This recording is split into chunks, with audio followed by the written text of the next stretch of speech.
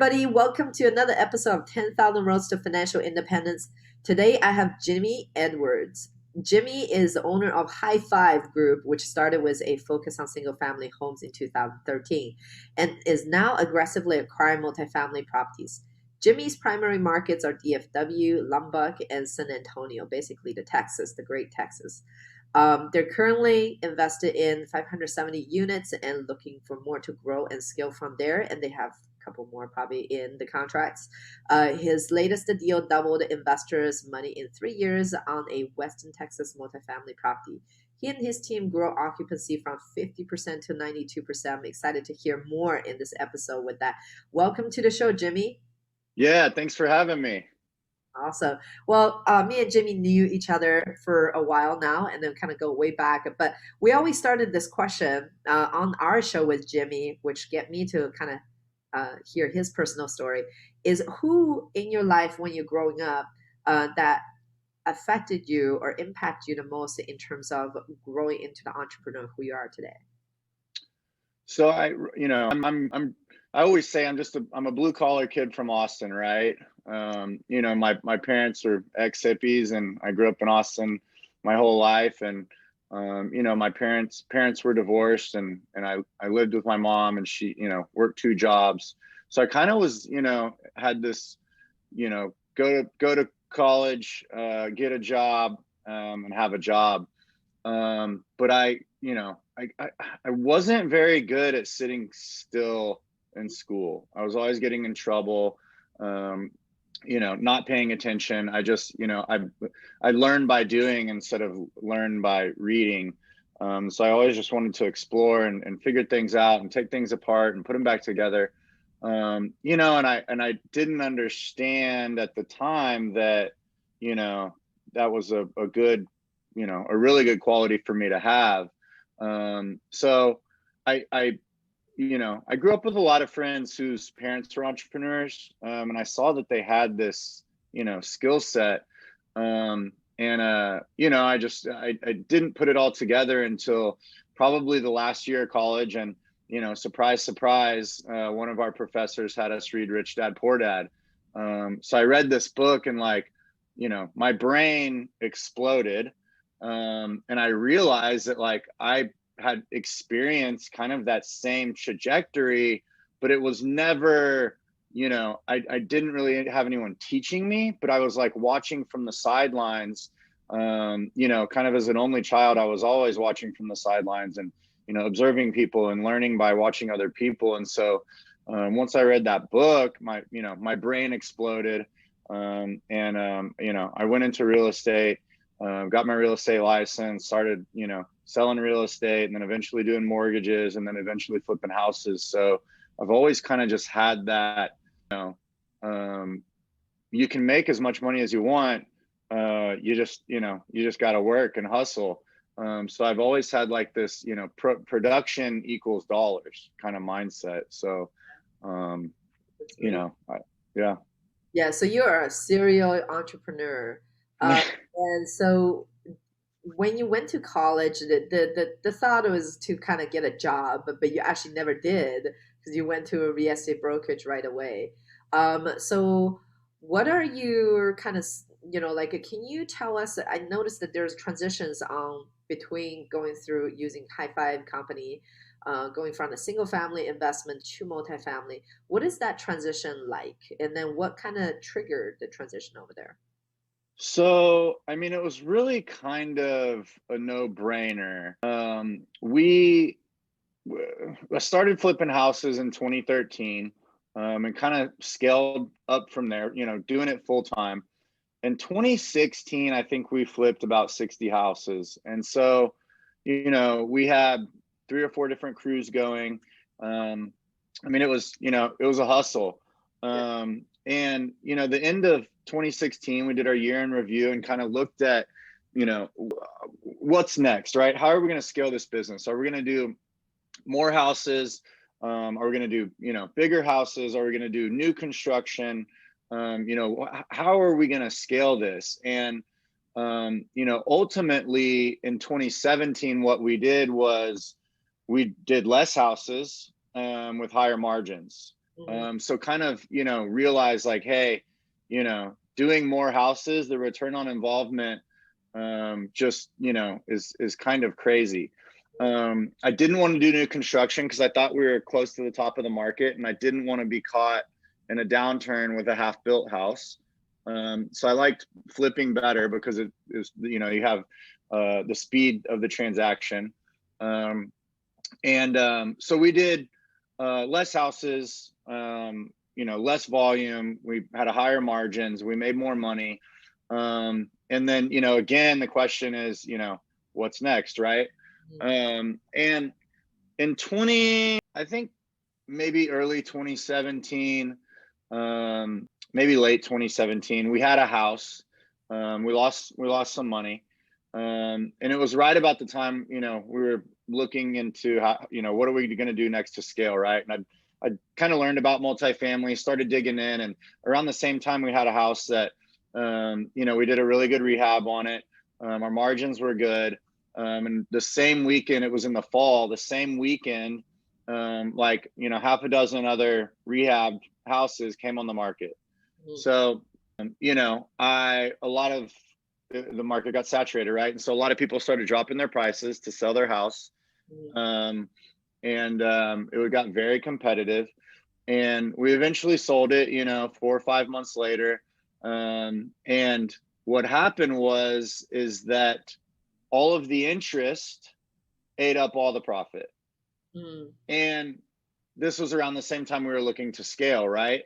Yeah. And so when I learned about multifamily, it solved two problems. One is that, I can do 100 houses at once, right? Because, you have a 100-unit building. But two, you can flip apartments while the tenants are in there covering your costs, right? So I'd owned rental properties. Those are, I still have one left.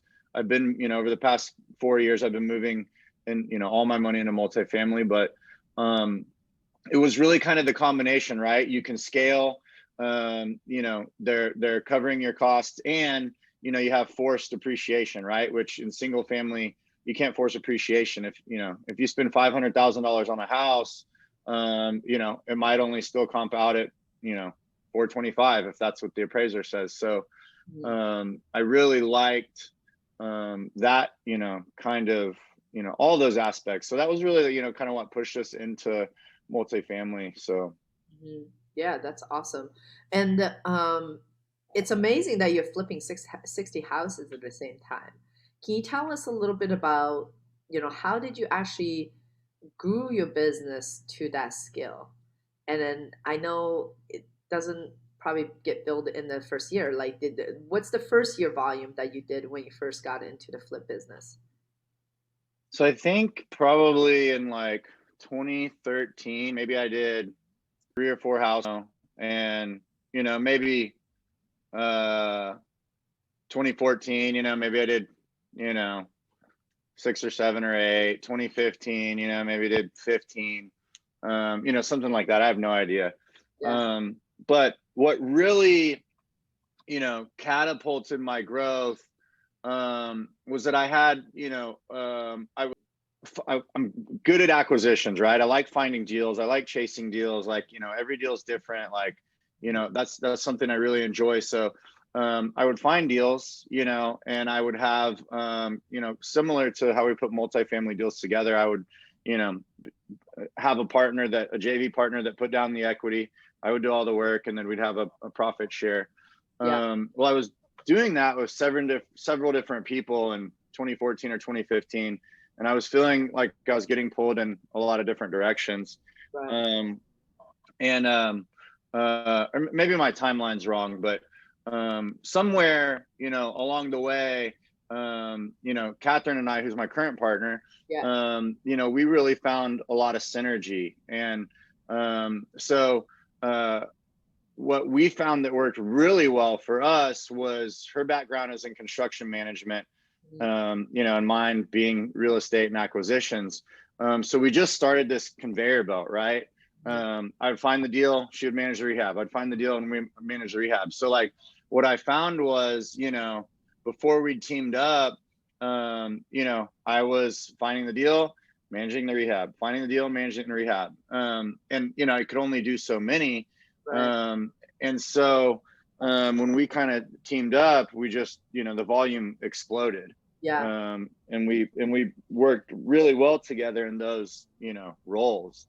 Right. And we've carried that all the way, into multifamily too. So it's been a good relationship. Finding a good partner is really and then you and Catherine kind of know each other from high school, right? And if I remembered it right. Yeah, from college. Yeah, we both went to Texas Tech. We were there around the same time. Her husband was a really good friend of mine. We met in the dorms, and had a lot of fun together. And he met Catherine, somewhere along the way, and I became friends with her, towards the end of college, and we've all stayed in touch, and kind of circled back, 2013 or so. Yeah. So you had your whole acquisition. Now, transitioning from single family to multifamily, do you see a lot of skill sets that you could leverage from, being an entrepreneur, owning a volume flip operation into multifamily? And if so, what kind of are the things that kind of jumped out at you? Yeah, I mean, it's really, pretty much the same business, in my opinion. I mean, you just, the loans are bigger, the equity you need is bigger. But I mean, it's the same thing, right? You buy low, make it better, sell high. I mean, I think you do, to find deals, you have to market, and whether that's, chasing down people that have deals, right? Like maybe it's a broker, or maybe you go direct to owner. Yeah. And then just having, really having a good team in place. Single family was really important to have a good construction team that knew, what we did, right? Like after the first 3 or 4 houses we did together, we kind of all know what we're doing, right? Like, so, these are the, color palettes we use, here's, the weird things that Jimmy's going to see that, and Yeah. like, I see things that would, so we're all on the same page, right? So I think that with multifamily, it's very similar. You might not, the construction might not be as, intense, but I think, kind of what you swap out is the property management company, right? So having a property management company that understands your vision and what you're doing and why you're doing it and where you're going and how you're going to get there, and having been successful together, now we're all on the same page, moving forward with the same goal in mind. Yeah, that makes sense. That makes sense. And so how did you find your first deal in multifamily? So Yeah. long story short, I can make a long story short. We the first big deal that we had was actually through a broker, and it was in Lubbock. I thought it was an interesting looking deal, and we just took a road trip out there. I hadn't been to Lubbock in 5 or 6 years, and met the broker and liked the deal, and ended up buying it. So Yeah. um, And that's the 50% occupy. This is the property yes. 50% occupancy. So tell us a little bit more about that project, because most people on their first deal, when they looked at it, they would say, oh my God, it's 50% occupied. You can't get a loan on it. That's non-recourse. So you can't do anything else with it. So they would just kind of run away. So Sure. what stood it out for you? And then why? So Yeah. yeah, so that was actually the second deal that we did, but it was, the biggest at the time. We'd done a 16 unit deal a couple months before, and we found, it's funny how we found that deal. We were looking at a deal that my neighbor was selling, 20 units in Dallas. Didn't get that one, but ended up looking at a comp of this 16 of a neighboring deal, who Catherine knew the owner, called him, asked him about it. A couple months later, he called back and said, hey, I've got a 16 unit deal if y'all want to partner on it. And we said, yeah, we do. So we partnered on this 16 unit deal, and that was, an F property about to be condemned in a C plus area. We spent like 20 grand a door, and rents went from 500 to 1100. Wow. And that was a complete re-tenant, right? So, all new tenants. And so we'd kind of been through this, kind of a similar operation, right? Like heavy lift. It was, more than what we'd done before in flipping houses, but very similar. And so a couple months after that, we found this 103 unit deal in Lubbock. It was 50% occupied, distressed seller, in a market that I knew and understand, a deal that not a lot of people, wanted to chase, something I was comfortable with. Yeah. And our partners on that deal were also our partners on the 16 unit deal. And previous to that 16 unit deal, they'd done a similar reposition, right? Where, total re-tenant. So we had confidence and backing in our team. We were willing and able to execute, and we had the thirst for the transaction, and we had partners that had done something similar. So going into it, it was not as scary of an undertaking as, one would think. So we had a good team, and we did really well on it. So That's awesome. That's awesome. And so you have properties now in San Antonio, or what you have going into. And how is it like to be able to get deals in multiple market? And what kind of system do you kind of put in place so that they can operate efficiently? Because you're just yourself doing the acquisition, Catherine just herself, sure. managing properties. So what kind of system do you kind of put in place so that you can manage between different cities these different? Sure. Sure. So we have, I think really it comes down to, the relationships with the property management companies. And we have, on those deals also, Catherine and I have another partner that kind of does, the operations and a little bit more of the asset management, day-to-day stuff. And so really having someone that's, focused more in the books and in the day-to-day operations allows, me to grab more deals, allows Catherine to do the CapEx, and then we all, keep going. So I think like having the right team, obviously is huge. But then really, the property management team, again, it goes back to them. I mean, you have to manage the property management company, right? Like, I mean, that's, what an asset manager does, but a good one will make that, less headaches, but a really, really good one, being able to rely on them and having done several deals with them, again, it goes back to, trusting each other and understanding, each other's vision. So for me, that's really been, a key component. I mean, at the end of the day, I mean, we're in a people business, right? We're relying on people, and then, our customers are people. So, I mean, Yeah. that's, What that is. Yeah, definitely. And so where do you see yourself from here, like in the 5 year goal or whatever the median term goal is for you, like the North Star? sure, sure. Yeah. So we've kind of set a 5 year goal, of getting to 500 million, in assets under management. We really, we're doing bigger deals, and still looking for some of the harder deals, but I think bigger deals, it's easier to scale. So we've this year we've been working more on back end systems, processes, procedures, stuff that like I don't generally enjoy doing, but was entirely necessary. So Yeah. we took 2019 and 2020 to really work on back end stuff, so that we can scale. I mean, I always kind of say like, going from 0 to 4 is relatively simple in my opinion, but to go from 4 to 15 requires a lot more ingenuity. Yeah. And so like that's what we've been kind of working on, and so we've been setting things up and finding we got another deal under contract, and I think we're going to move through that one pretty quickly. And and also, having that 50% occupied deal go full cycle.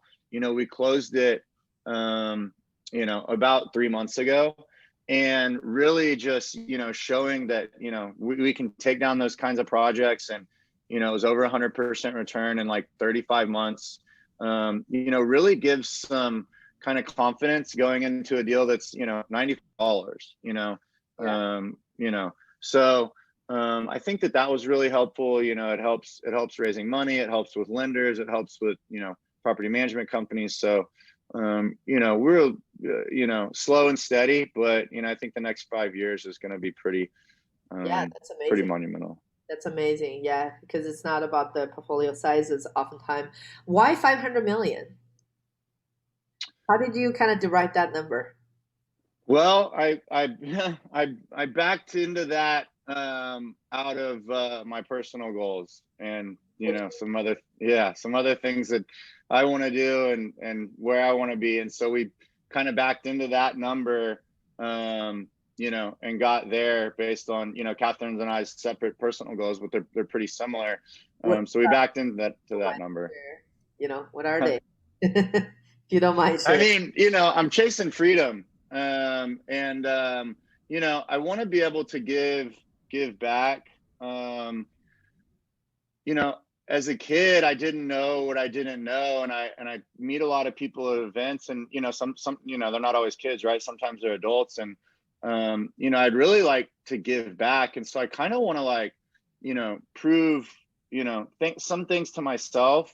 But I also, I mean, we're chasing freedom, right? I mean, I'm, more free than I've ever been, but I still want more, but I also want to be able to, really give back to, like, kind of like you're doing with, younger people and even older people alike. And so, be able to spend my time, hey, like, look, here's a roadmap. It's not that difficult. We just didn't, just nobody taught us about it previously. Yeah, definitely. And you still have a single family business currently, right? Like, are you thinking about, would you recommend someone who has parallel businesses to potentially fold them, or how do you actually integrate the two together? Um, So we've really slowed down on, the single family fix and flips. We know we'll buy one every now and then when a good deal falls on our lap, but I turned off the faucet on marketing. If I'm chasing a deal, I'm chasing a commercial, multifamily deal. One of the things that, a little bit premature, we shifted immediately into multifamily. And looking back, you know, I was just talking about systems, processes, procedures, back end stuff, hiring people. Had we spent a little bit of time in that business and hired an acquisitions person, and someone to handle the marketing, we probably could have still had the single family business running itself. But at the time, it was still just Catherine and I. So, we hadn't begun scaling that, and we really just kind of shifted to multifamily. So, we could have built that into a little bit more, we could have scaled that business to kind of run itself. And so I think that, you can do that. And a lot of those things will translate into multifamily, right? You're still going to have the acquisitions guy. And maybe when you slow down the faucet on single family, he's now chasing deals in multifamily. So, I mean, it's really the same. You're still blasting databases, you're still doing marketing, you're still managing people. So I think you really can, do both. We didn't. yeah, that makes sense. I mean, it's great to have a single focus as well from there. Yeah, that's really kind of who, you know, I am. Like, I'm extremely ADD, but like I've learned over the years that, like, when I try to do like 15 things, like, I'm not very good at any of them. So Right. I get like laser focused, like 100% laser focused. Like, this is my lane, and this is what I'm really, really, really good at and gonna focus on, and like, we'll kill it. So Yeah.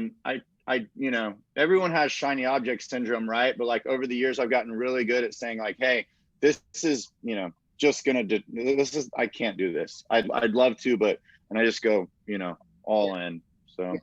And at what point did you discover, and what kind of discovery journey you had to really horn in on what you're good at?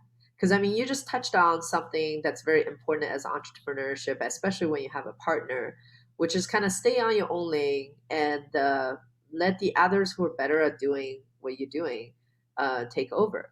So, but that requires some self discovery to really understanding who you are as a person. So, like, what kind of discovery journey that you can kind of share with our listeners on finding out who you are, what you are really good at?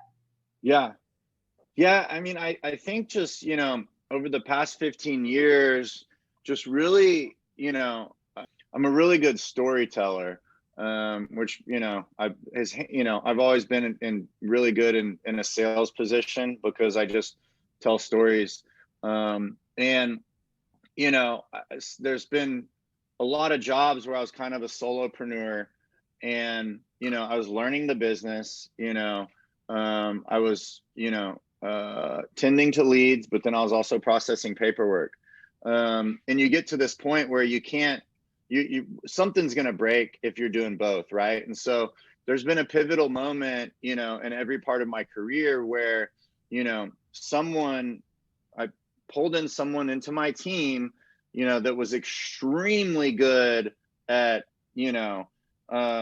processing paperwork, or processing deals, or managing other people, that allowed me to continue to bring more into the pipeline. And so it's really just been a learning process where, over time you're like, well, hey, that really worked. Hey, let's try this again because it worked before. Whoa, that was a really good idea. And so, just over time seeing, hey, this is how you increase production, is, because not everyone likes, to talk as much as I do, or to, chase deals or whatever. So really just, I think the book, Dan Sullivan, it's called Who Not How. Yeah. And that's a really good book that I probably read, way much later in life than I should have. Yeah. Because initially I always thought I had to do everything. Right. And so, really just, going through the process, but, and when I try to, and unless someone asks me to come into their lane, I Yeah. need to stay out of it, because, once I start shuffling their papers around, you're going to mess it up. Right. And so, really, that was a learning process too. Right. And sometimes it took people on my team to say, hey, get out of my office and go get back in your lane, Yeah. And so, okay, all right. And so, like, I think it's just been one, for me at least, like, I learned by doing, and sometimes, it takes a couple tries, but like over the lifespan is like, hey, this is what I'm good at. This is where I need to be. I need someone that's really good at this, and I need to stay out of their way. Right. And Absolutely. Yeah, makes sense. And who's your first employee? If you looking back at your business, all your businesses that you started, and who would you recommend someone to hire, as your first employee? We'll kind of get into a little tactics here. sure. Well, I would say, an assistant, whether it's a VA, part-time assistant, or hardcore executive assistant.